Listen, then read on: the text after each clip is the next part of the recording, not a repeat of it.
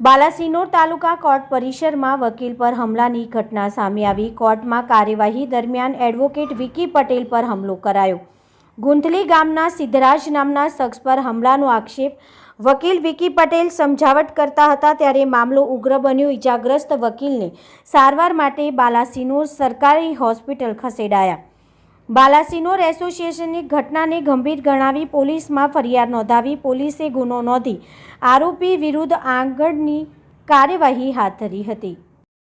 હું વકીલ શ્રી ટી.આર. કાજી, બાલાસિનોર બાર vice president, અને મારી સાથે ઉભેલા મારા મિત્ર આર.કે. પંચાલ જેઓ અમારા પ્રમુખ સાહેબ છે।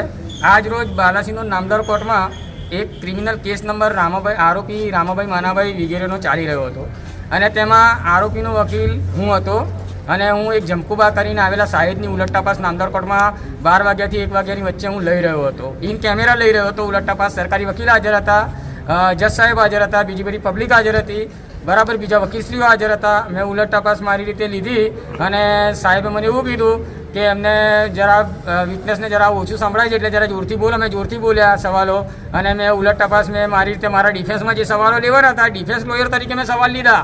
એટલે બે સાથે આવેલા બે વ્યક્તિને એમને કંઈક લાગી આવ્યું, એટલે દોડીને ડાયરેક્ટ અંદર આવ્યા અને કે મારી બાને કે આવા સવાલ નહીં પૂછવાના। હવે ડિફેન્સ લોયર તરીકે તો મારો જે સવાલ બચાવમાં આરોપીને જે પૂછવાનો હોય પૂછવા જ પડે, એ મારું ફરજ છે, હું મારો ફરજ નિભાવી રહ્યો હતો। એટલે ભાઈએ આવીને આંખો કાઢી, એટલે અમારી બાજુમાં ઊભેલા મારા મિત્ર વી.આર. પટેલે એવું કીધું કે ભાઈ કોર્ટમાં આવો બિહેવિયર ના કરો, વકીલનો અધિકાર છે ઉલટ તપાસ લેવાનો। એટલે ભાઈએ વી.આર. પટેલે જેમ તેમ મન ફાવે રીતે બોલવાનું ચાલુ કર્યું, અને ત્યાંના જજ સાહેબે અને સરકારી વકીલે બી કીધું પેલા લોકોને કે ભાઈ બહાર જતા રહો, તમે આ રીતે બિહેવિયર ના કરો। સરકારી વકીલે કીધું, તે છતાં પણ એ લોકો બહાર ના ગયા।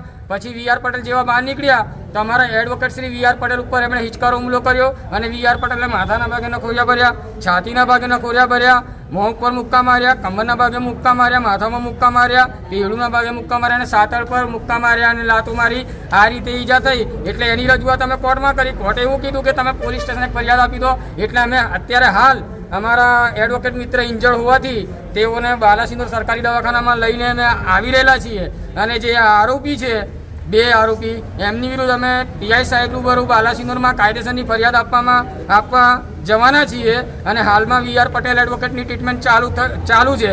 એટલે હું બાર કાઉન્સિલ ઓફ ગુજરાતના ચૂંટાયેલા તમામ મારા ઉમેદવાર વકીલશ્રીઓને, મારા મિત્રોને, મારા ભાઈઓને, મારા બહેનોને રજૂઆત કરું છું કે ઘણીવાર આવા બનાવ ગુજરાતમાં બની રહ્યા છે, અને વકીલો પર હિચકારા હુમલા થઈ રહ્યા છે, જેથી ત્વરિત ધોરણે આપણા ગુજરાતમાં એડવોકેટ પ્રોટેક્શન એક્ટ લાગુ પાડવો જોઈએ અને બનાવવો જોઈએ, અને ત્વરિત ધોરણે એડવોકેટ પ્રોટેક્શન એક્ટ ગુજરાતમાં લાગુ કરવો જોઈએ। અને જો આવું નહીં કરવામાં આવે અને વકીલો ઉપર હુમલા કરવામાં આવે તો અમે એનો જડબાતોડ જવાબ આપીશું। અમે સહન નહીં કરીએ, અને અમે કાયદેસર જે પણ થશે એ બધું કરીશું। જય હિન્દ। વકીલ એકતા જિંદાબાદ, વકીલ એકતા જિંદાબાદ।